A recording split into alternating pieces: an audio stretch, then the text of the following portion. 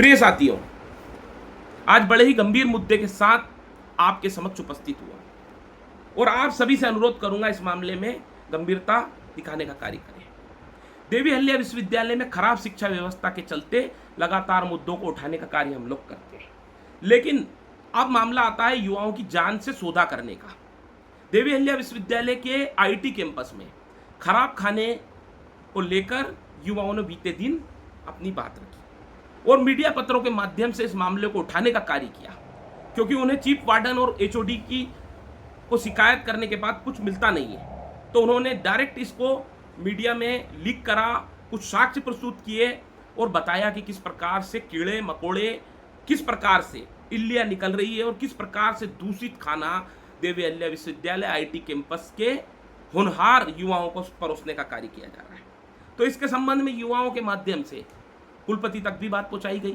कुलपति सर ने इस मामले में जांच कमेटी बिठाई, जांच कराई, लेकिन उस मामले में कुछ नहीं हुआ। तब युवाओं ने मुझसे अनुरोध किया कि भैया इस मामले को गैर राजनीतिक रूप से कुलपति महोदय तक पहुंचाने का कार्य करें, हमें राजनीति में ज़्यादा पढ़ना नहीं है और इस मामले में हम ये चाहते हैं कि ये आईटी का मेस संचालक या तो इस कार्य को बंद कर दे या फिर देवी अहिल्या विश्वविद्यालय नए टेंडर कराकर गुणवत्तावान मेस संचालकों को अलग अलग मेस सौंपने का कार्य करे। एक मेस संचालक हम 5 हॉस्टलों को गुणवत्तावान खाना नहीं खिला पा रहा है। तो इस संबंध में युवाओं ने मुझसे अनुरोध किया, मैंने अपनी बात को कुलपति महोदय तक पहुंचाया।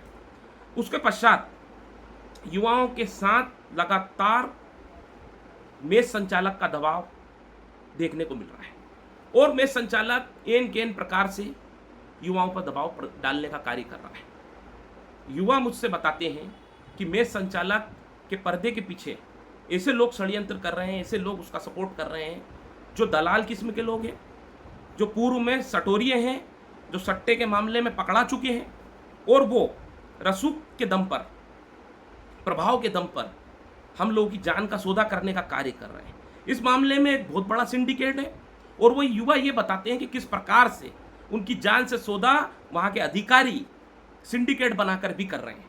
तो किस प्रकार से एक बड़ा मामला कुलपति महोदय तक पहुंचाया गया और इस मामले में युवा जब अपनी बात को रखने का काम कर रहे हैं तो उन्हें दबाने का काम किया जा रहा है। मैं इस मामले में हमारे इंदौर के मेयर से बोलना चाहता हूं कि आप इस मामले में संज्ञान लीजिए। ये खराब खाने का मामला छोटा मोटा मामला नहीं है। मैं स्वास्थ्य विभाग नगर निगम से भी अनुरोध करूंगा कि आप भी इस मामले में संज्ञान लीजिए। आने वाले समय में स्वास्थ्य विभाग, मेयर, स्वास्थ्य मंत्री, मुख्यमंत्री जी से मैं अनुरोध करूंगा और कलेक्टर से अनुरोध करूंगा कि इस मामले में आप संज्ञान लीजिए, क्योंकि पूर्व में आप सभी जानते हैं किस प्रकार से युग पुरुष आश्रम में हमारे नन्हे मुन्ने बच्चों की जानें चली गई और खराब दूषित खाने की वजह से कई युवा बीमार पड़ गए। हमारे पूरे प्रदेश का नाम इस मामले में खराब हुआ और नन्हे मुन्ने युवाओं की जान भी चली गई। तो आने वाले समय में शिक्षित युवाओं के साथ, होनहार युवाओं के साथ अन्याय ना हो। लगातार अन्याय हो रहा है, लेकिन उस अन्याय को कलेक्टर महोदय और स्वास्थ्य मंत्रालय संज्ञान में लेकर बंद कराने का काम करें और कुलपति जी भी इस मामले में तुरंत संज्ञान ले।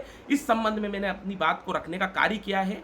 मैं आप सभी को बताना चाहता हूं किस प्रकार से मीडिया पत्रों के माध्यम से इस मामले को युवाओं ने उठवाया।